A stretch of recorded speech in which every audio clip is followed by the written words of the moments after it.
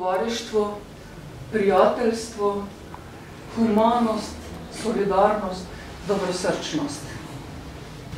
Iskreno si želim, da bi naša skupnost, ne samo naša občina, naše Pomurje, naša država, bili družina srčnih ljudi in takšnih, s takšnimi moralnimi vrednotami, ki nam jih vi kažete v življenju. En teden je od tega požara, vi ste se odločili zahvaliti, zakaj se vam to zdi pomembno? Prostovoljstvo in solidarnost je v naši skupnosti, pa tudi širše v Pomurju, izjemno pomembna.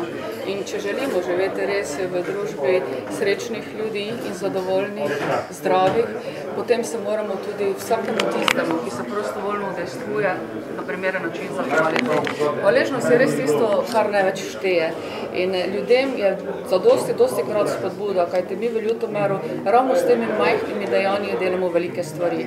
In tukaj, če ne bi imeli veliko prostovoljstva, veliko takih ljudi z velikim srcem, potem seveda ne bi bili tako zadovoljni in srečni družbi. Kako so se izkazale v bistvu vsi, ki so pomagali v tem požaru? Vsi so se odlično izkazali, to je res bil primer zelo organiziranega, zelo profesionalnega in zelo dobrega sodelovanja. To pomeni, da ljudje čez celo leto morajo zelo trdo delati, da potem takrat, ko pride do kakega nesrečnega dogodka, znajo dobro odreagirati. In to se kaže ravno v tem primeru, ko je bilo res zelo dobro, vključile so se čisto vse inštitucije, nihče ni odklonil pomoči, klicali smo jih po noči, takoj so bili odzivni, takoj so vsi bili pripravljeni pomagati in verjamte mi, jaz to doživljam neskončno lepo. Zdaj, če morda lahko, zdaj so že znani neki rezultati analiz vrtnin, kaj lahko poveste do tega trenutka?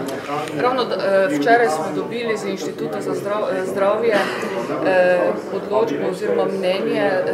Ti vzorci, ki so bili pobrani glede solate, so ugotovili, da pač se lahko solata uživa, da nima tistih nevarnih snovi v sebi.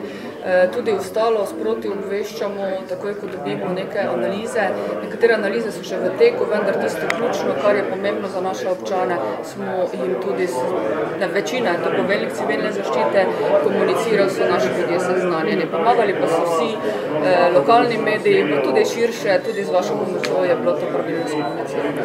Tako da bi v bistvu vseeno rekli, da je bila sreča v nesreči, da ni večjih posledic tega požara, kaj pravite? Tako je, popolnoma se strinjam z vami, to je bila sreča v nesreči, nismo beležili nobenih žrtev, nobenih poškodb, tudi gasilci, ker bodo želeli, bodo lahko šli na zdravniške preglede, tako da hvala Bogu, da se vse srečno končalo. Pa tudi za okolico, zdravje ljudi ni bilo v bistvu za okolje? Sedaj na podlagi nekih analiz ni bilo nič, da bi bilo potrebno karkoli.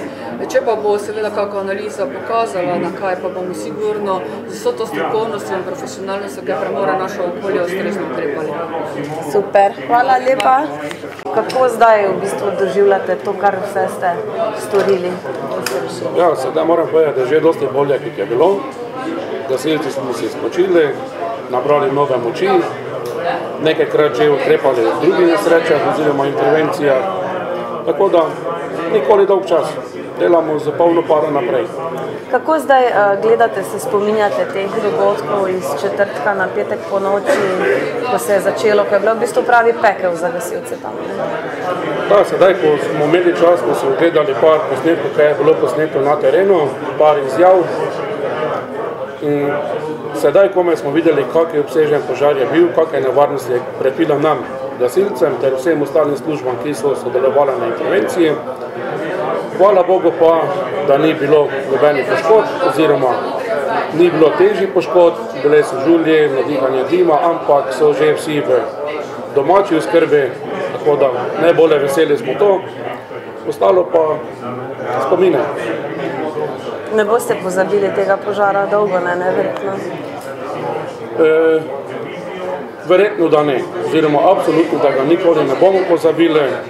Upamo pa, da se več ne bomo s kakšnim takim rdečim petelinom srečali na našem okolju ali kjerkoli. Ker tudi tiste baterije so bile problem, tisto je bilo kot neki strelki, je kazal gospod Novak nam. Ja, ampak kot sem rekel, hvala Bogu ni prišlo do nobenih poškodb, tako da ti strelki, hvala Bogu, šli mimo gasilcev. In kako zdaj gledate na to zahvalo, ki ste jo danes prejeli?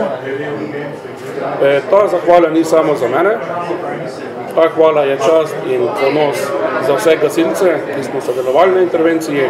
Hkrati je to tudi zahvala njim, saj so naredili levi delež.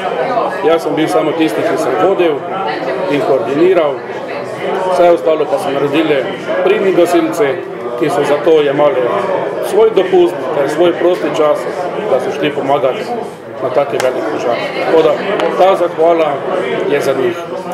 Koliko ur ste vi osebno in vaši drugi kompanjoni najdlje preživeli, v bistvu vse skupaj na tem požarišču? Na požarišču smo bili z mojim namestnikom Zvonko Polaničem ter Tonček Lisjak iz Gasilske zveze Ormož. Smo bili največ na terenu 26 ur, da smo se lahko izmenjavali, ter pomagal nam je tudi Markovič Leonardo, da smo se lahko koordinirali in izmenjavali vodenje, da so se lahko drugi počinili. Gasilci pa so pač bili na terenu, koliko so bili, s tem, da jih smo menjavali, nekatere pošiljali ob lokalizaciji požara nazaj v svoje baze na počitek, ter po 8 ure jih klicali nazaj na požar, da smo lahko ekipe zamenjali. Izjemno delo ste opravili, čestitke. Hvala lepa. Vse dobro. Hvala.